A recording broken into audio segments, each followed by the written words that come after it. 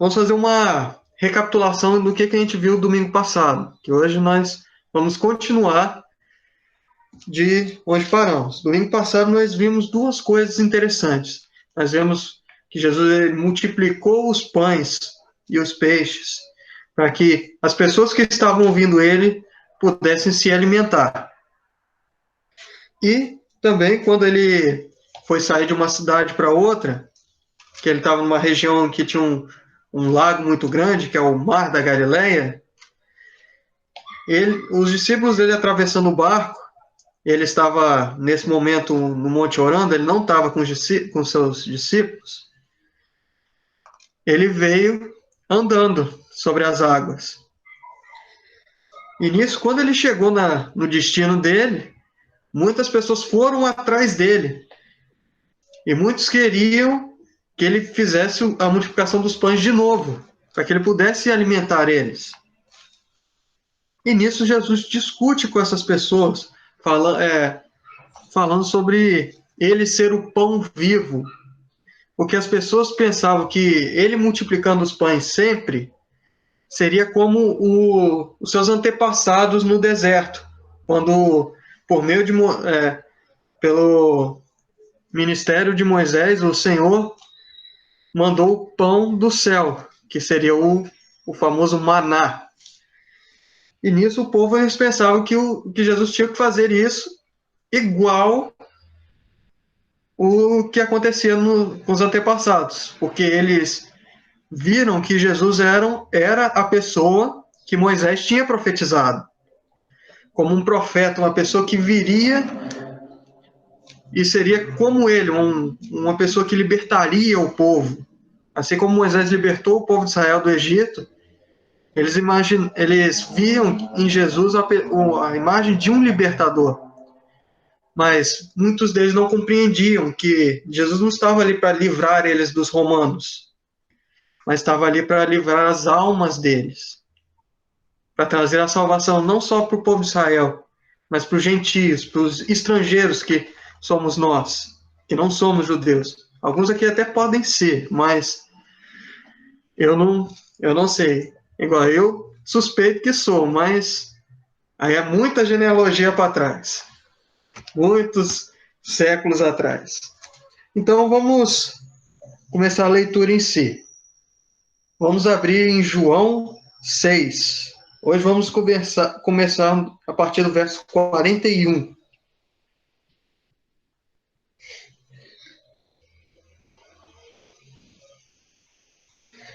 Esse verso 41 vai mostrar o começo, como os judeus reagiram quando Jesus falou que ele era o pão do céu.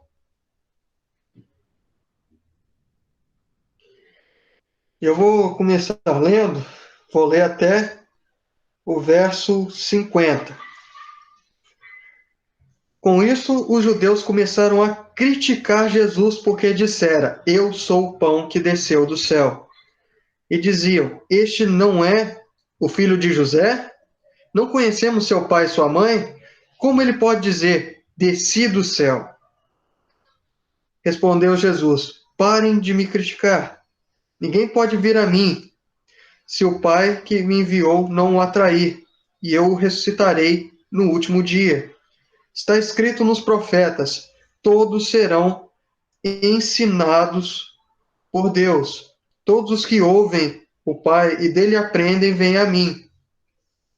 Ninguém viu o Pai, a não ser aquele que vem de Deus. Somente ele viu o Pai. Asseguro-lhes que aquele que crê tem a vida eterna. Eu sou o pão da vida. Os seus antepassados comeram maná no deserto, mas morreram. Todavia, aqui está o pão que desce do céu, para que não morra quem dele comer. Então, as pessoas que ouviram o Senhor Jesus falando, ele ser o pão do céu, ele ser alguém que veio do céu, aquilo assustou eles grandemente.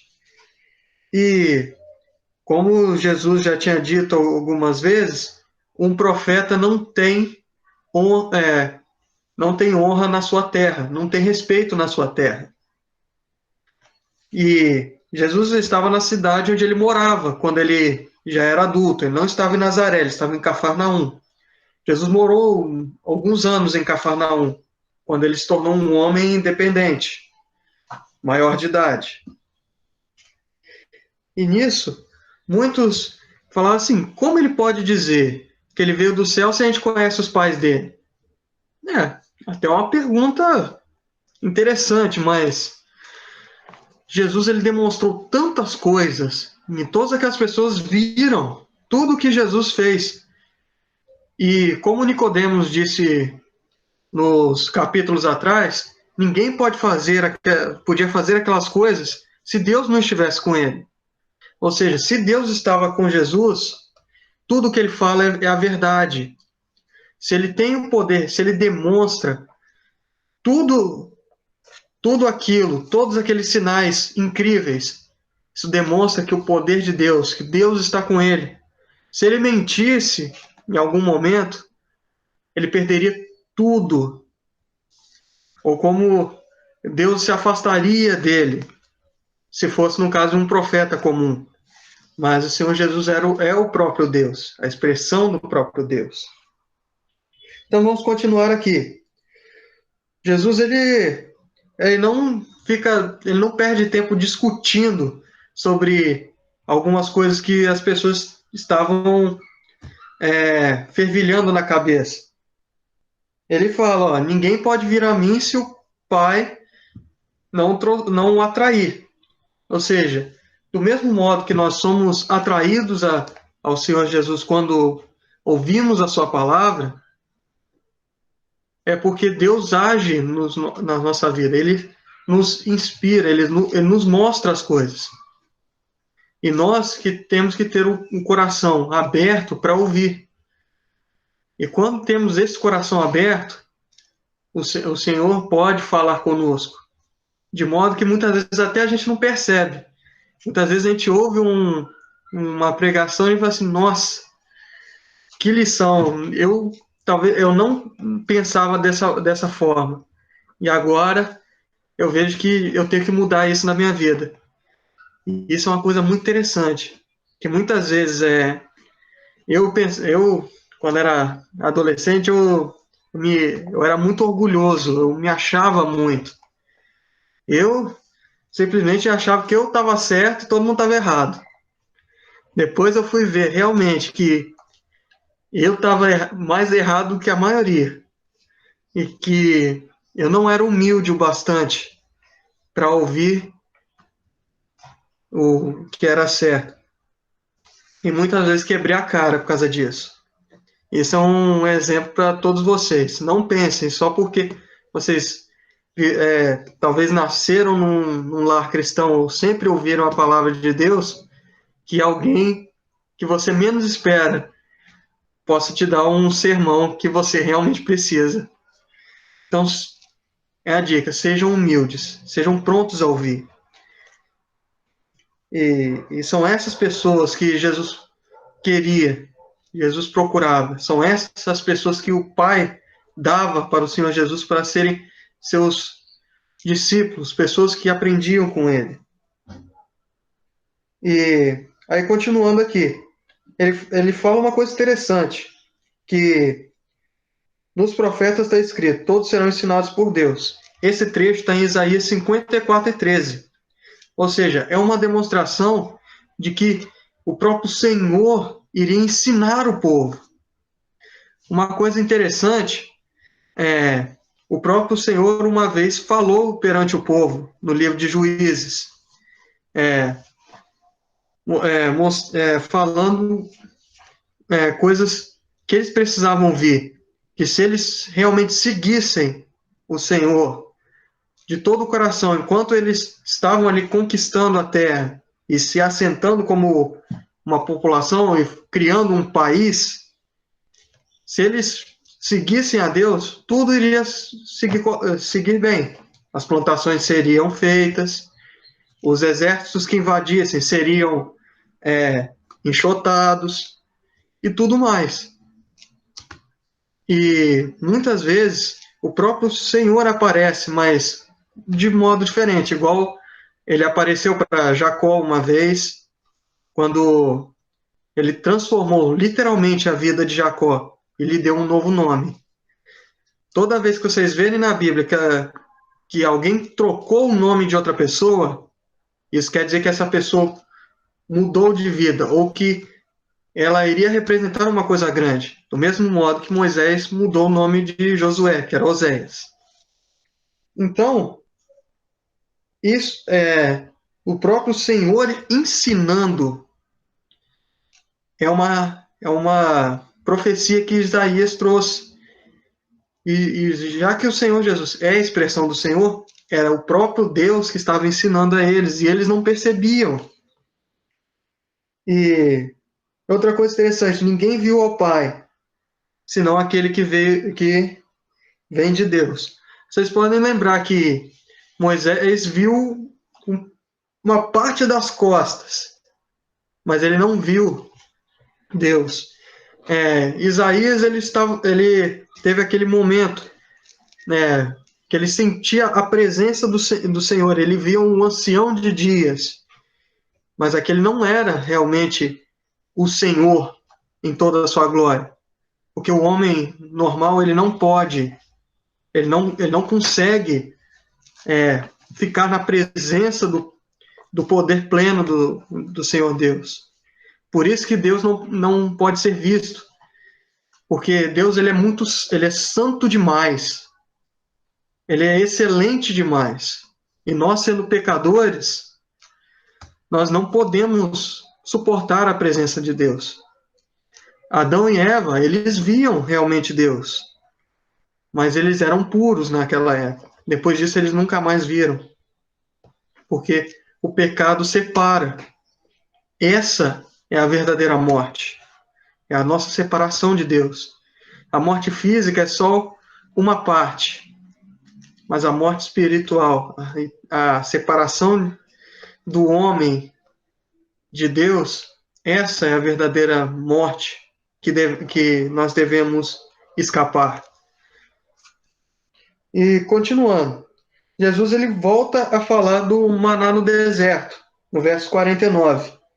Ele fala que as pessoas que comeram maná morreram. E realmente, todas as pessoas que vieram do Egito, pessoas adultas, morreram no deserto. É claro, foi por causa do pecado da incredulidade, por eles não se revoltarem contra Moisés e Josué e Caleb por terem medo dos povos daquela terra, que eram povos fortes, realmente. Povos com um exército enorme. E por causa dessa revolta, eles vagaram 40 anos. Vocês imaginam que é vagar 40 anos num deserto, num lugar onde mal se planta, num lugar quente, muito quente. Vocês imaginam que a gente já vive num país quente, um deserto é muito pior. E de noite é muito frio. Ou seja, é os extremos todos os dias. Então a vida do povo de Israel se tornou muito difícil por causa da dureza do coração deles. E não importa que eles tinham comido o maná, um pão do céu abençoado e muito gostoso no paladar. A Bíblia fala que apareceu um pão de mel, com um gosto de mel assim bem doce. E mesmo assim eles morreram. O maná era uma representação do Senhor Jesus. Mas, mesmo sendo uma coisa excelente, as pessoas morreram. E muitos morreram eternamente. Outros realmente morreram e foram para a glória do Pai. Mas morreram. E Jesus, diferentemente, ele traz a vida. Não uma vida eterna sem passarmos pela morte física. Talvez alguns de nós não passemos, mas não é isso. É uma vida eterna, uma vida com Deus. É uma vida garantida. É uma passagem garantida para a presença do Pai. Então agora vamos continuar. Vou pedir para Bianca. É Bianca mesmo, né? Se eu não estou errado. Ver se ela pode ler do 51 ao 59. Eu sou o pão vivo que desceu do céu. Se algum dele comer, virá eternamente. O pão que eu darei pela vida do mundo é a minha carne. Disputavam, pois, os judeus entre, dizendo: como pode este dar-nos a comer a sua própria carne? Vamos ficar até o 52. Eu ia pedir até o 59, mas tá tranquilo. Uma coisa interessante, Jesus fala que a carne dele e o sangue dele era comida. Nós vimos aqui nos domingos passados que que tinha uma expressão que os mestres e os rabinos judeus eles usavam, que era que quando você aprendia de alguém, você se alimentava da pessoa. Inclusive, eu já vi um trecho disso de um livro chamado Livro de Sabedoria. Ele é considerado um livro apócrifo porque ele tem algumas mentiras. Inclusive falando que o maná ele tinha um gosto que você gostava mais. Uma coisa bem... Por mais que ele tinha algumas verdades, ele tinha algumas mentiras também. Então, não pode ser considerado um livro santo. Isso tem mentira. Então,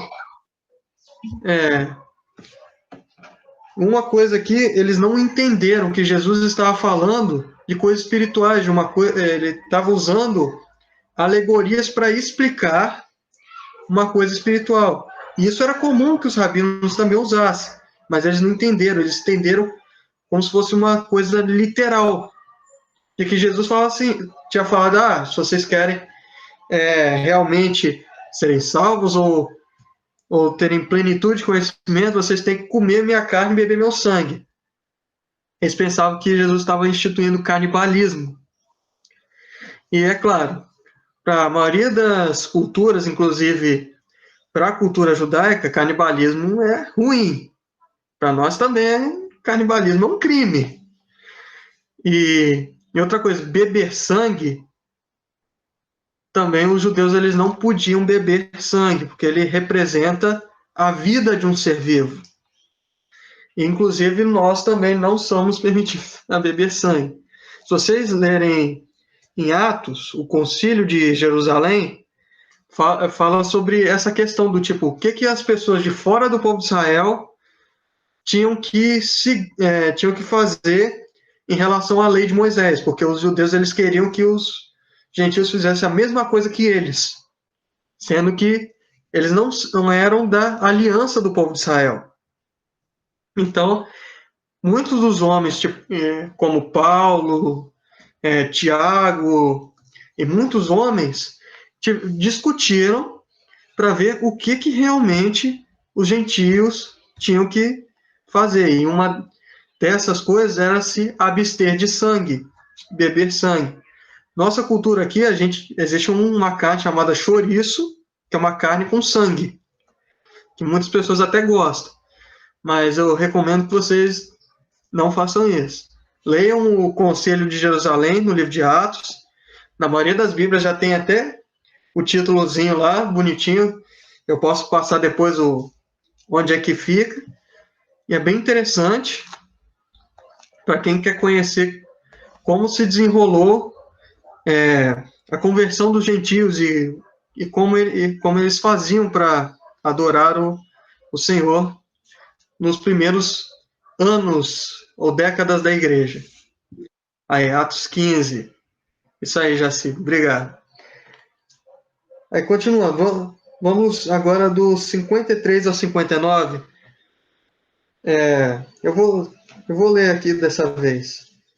Jesus lhe disse: eu lhes digo a verdade, se vocês não comerem a carne do Filho do Homem e não beberem o seu sangue, não terão vida em si mesmos. Todo aquele que come a minha carne e bebe o meu sangue tem a vida eterna, e eu ressuscitarei no último dia.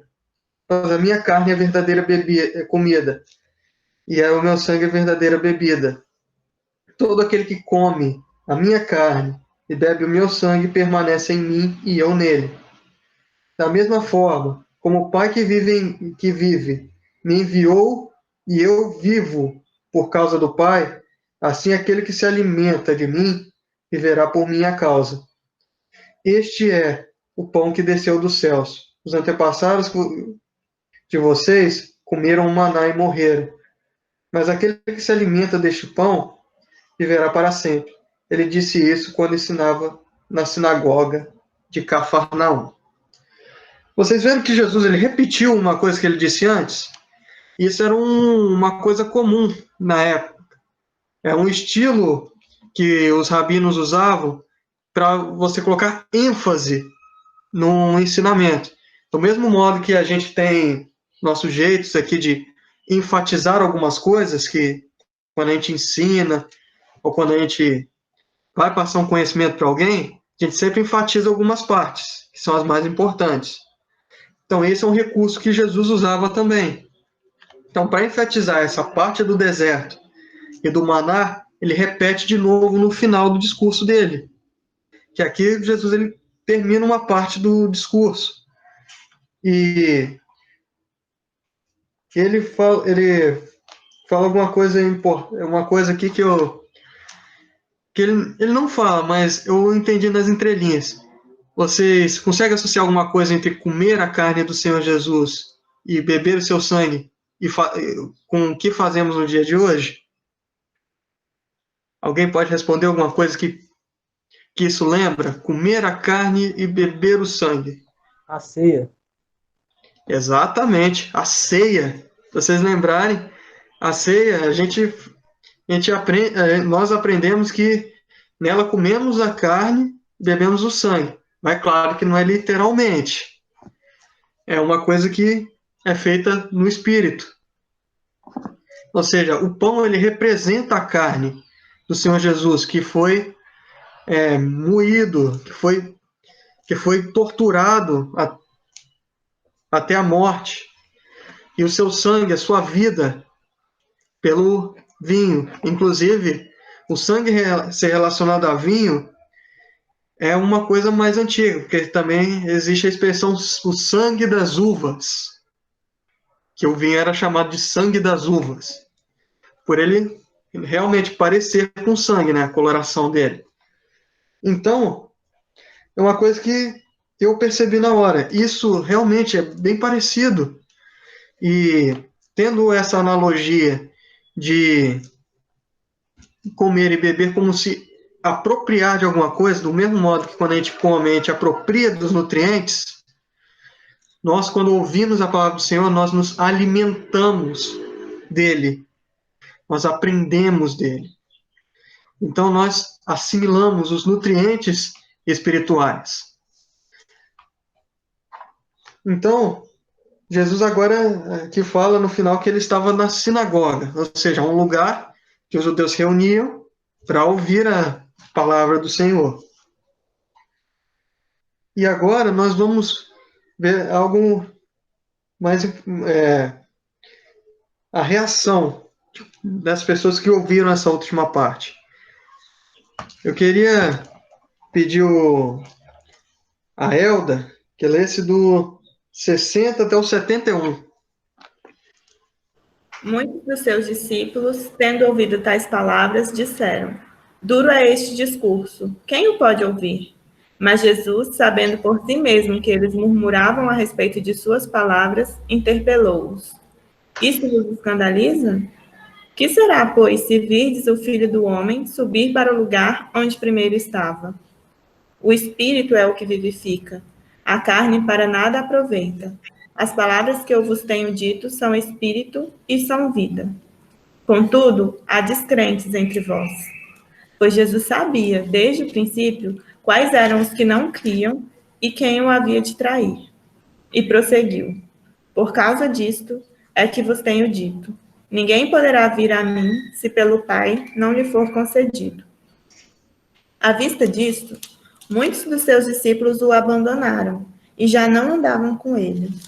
Então perguntou Jesus aos 12: Porventura, quereis também vós outros retirar-vos? Respondeu-lhe Simão Pedro: Senhor, para quem iremos? Só tu tens as palavras da vida eterna. E nós temos crido e conhecido que tu és o Santo de Deus. Replicou-lhes Jesus: Não vos escolhi eu em número de 12? Contudo, um de vós é diabo. Referia-se ele a Judas, filho de Simão Iscariotes, porque era quem estava para traí-lo, sendo um dos 12. Então nós vemos aqui como foi a reação das pessoas ao ouvirem essa última parte. Muitos deles não entenderam e falaram, dura essa palavra, ou seja, é algo difícil. Ou seja, para eles era difícil demais para prosseguir ou para até entender o que Jesus estava falando. E Jesus, ele fala com eles, isso escandaliza vocês? E ele vai falando outras coisas. Nesse 62, ele profetiza a subida dele, quando ele sobe para o Pai, depois de deixar os 12. E também nós podemos associar com o mesmo modo que ele vai vir buscar a gente. Então, eu falo assim, isso aqui impressiona vocês? Jesus, ele também, como a maioria dos mestres e rabinos, ele testava os discípulos dele.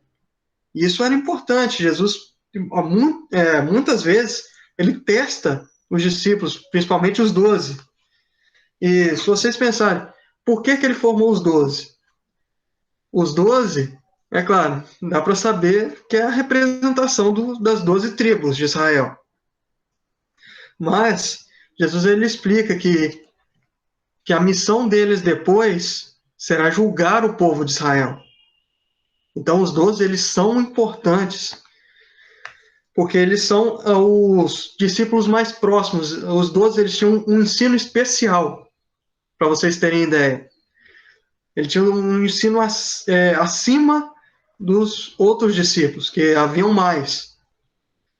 Então, os 12, eles tinham esse ensino importante. Então, continuando. No 63, ele explica que tudo que ele falou era de coisas espirituais. Que ele fala que a carne não produz nada. Ou seja, quando ele fala da carne, ele está falando de coisa física. Da própria, realmente, carne humana. Do próprio mundo físico que vivemos. E vai ser, desse mundo físico, nada se produz. Mas nada se produz de bom, né? Mas as minhas palavras são espírito e vida. Ou seja, são coisas grandiosas, são coisas excelentes, são coisas eternas. Porque a nossa carne, o nosso corpo, ele apodrece, ele morre, ele vira pó.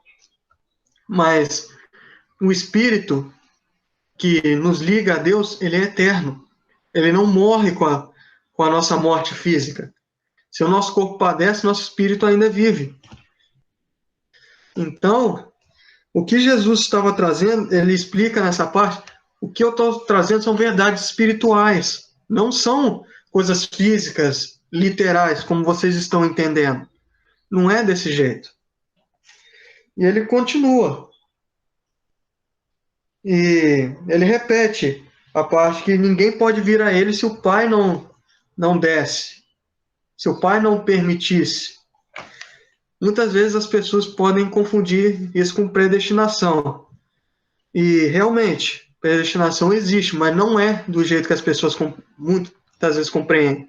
Não é que Deus controla tudo como se tudo fosse automatizado.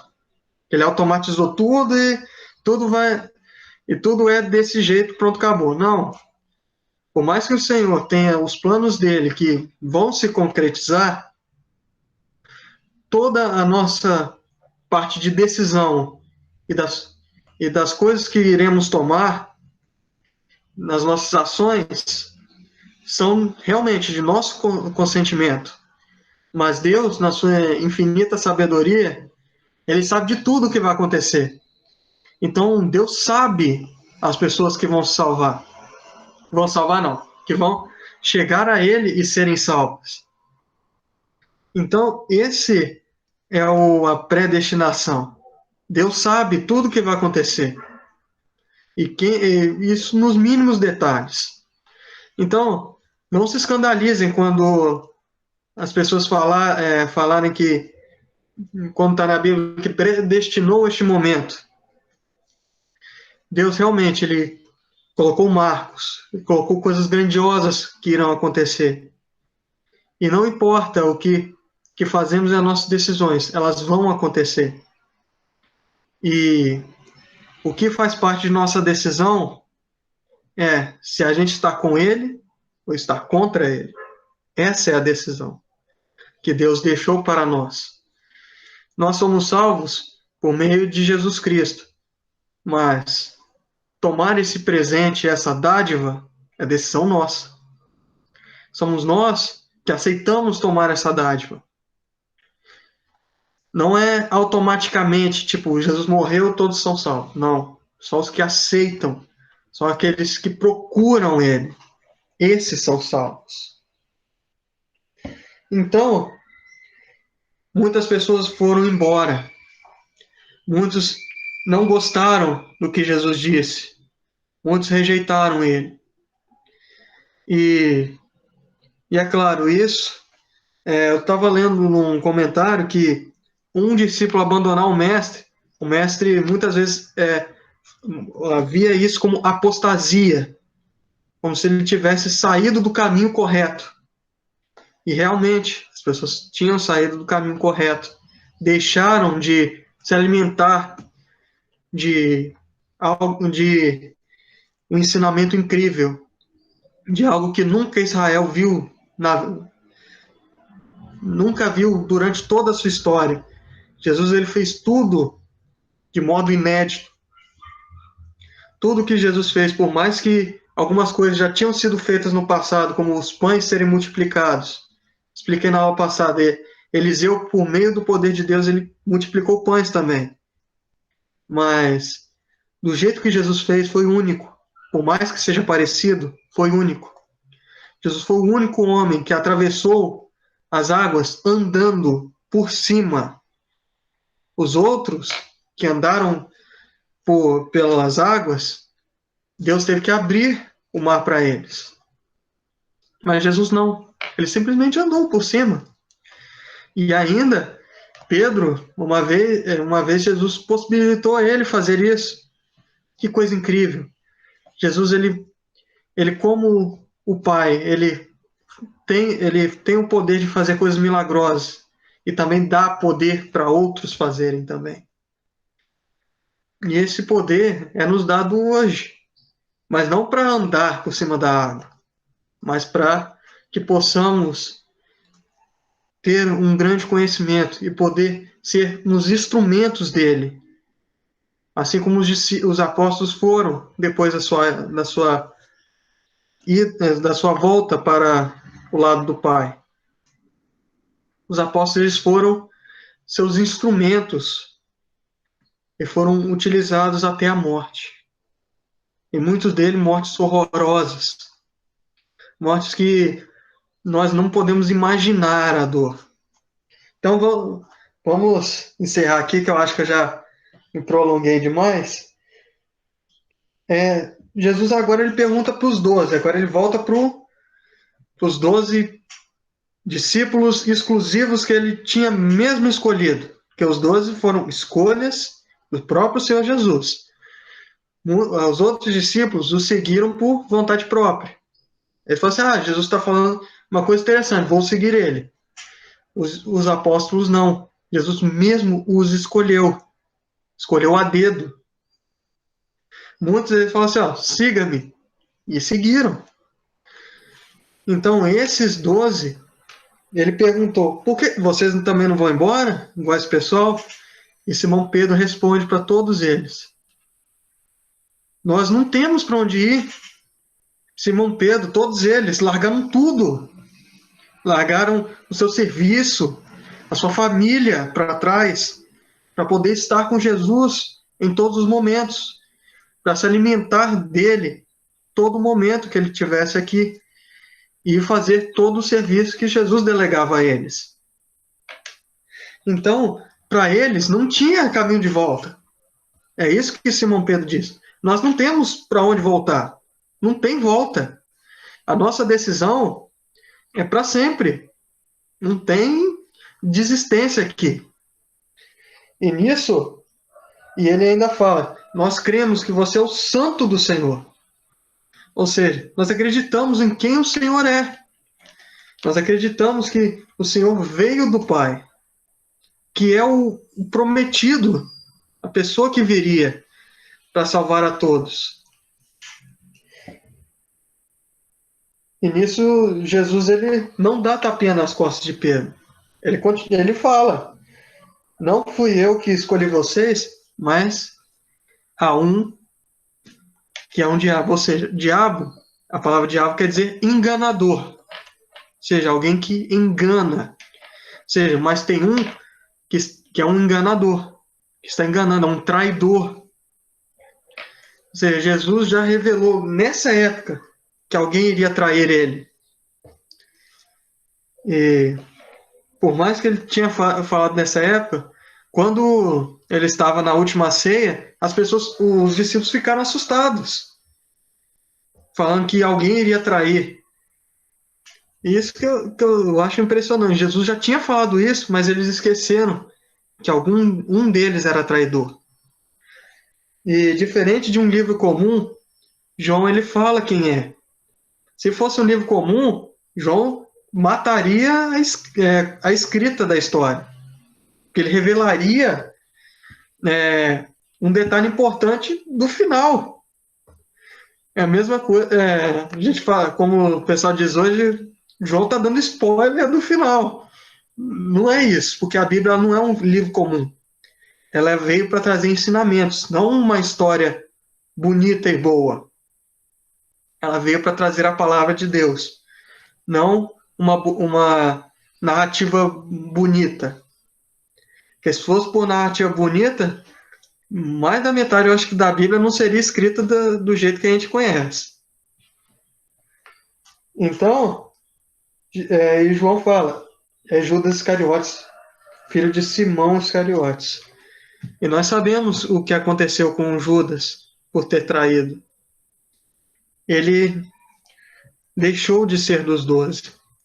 Ele tinha tudo que qualquer cristão hoje desejaria ter. Eu adoraria ficar com Jesus igual os 12 ficavam. Ter o próprio Senhor nos ensinando a todo momento. Isso é incrível. Mas ele deixou isso de lado. Porque talvez ele seguiu o Senhor Jesus com outro propósito. Se era para roubar, ou se ele pensava que Jesus iria virar um rei e livrar o povo de Israel do maior império que a terra já viu, não era esse o objetivo de Jesus. Mas o Senhor Jesus não deixou os 12 sozinhos. Ele levantou outro homem. Ele levantou Paulo. Paulo não estava com Jesus a todo momento, mas Jesus escolheu ele a dedo. Jesus foi lá, quando ele estava com a intenção de levar pessoas para Jerusalém, para torturá-las, até, se possível, matá-las. Mas o Senhor Jesus mudou a vida desse homem, de um homem religioso, e se pensar até rude, por mais que fosse um homem dos apóstolos, Paulo era o mais inteligente e estudado. Mas Deus quebrou Paulo e mostrou realmente o que era sofrer por Cristo, o que é seguir a causa mais nobre de todas, a causa de Cristo. Então, a lição que eu queria trazer hoje é: será que não desistimos muitas vezes dos ensinamentos de Deus e só pensamos, isso aqui é difícil demais, deixa para lá. Isso aqui, deixa para lá, isso aí é só para o pessoal da época. É claro, tem coisas que realmente no Antigo Testamento era para a época, mas a gente tem que ter discernimento que, mesmo sendo para a época, ela é um ensinamento para nós. E nós temos que nos esforçar, porque eu sei que é difícil para manter no caminho e não sair dele. E se por acaso sairmos, termos a força vinda do Senhor para voltarmos. Que é o verdadeiro cristão, por mais que ele, às vezes, se ele sai do caminho do Senhor, se ele for um verdadeiro cristão, ele volta. Ele nunca desiste. Em questão de verdade, ele pode até estar fora da comunhão do Senhor, mas ele sente falta dela. Ela faz parte da sua vida. É como não ter mais água para beber. Então, que o Senhor possa abençoar todos vocês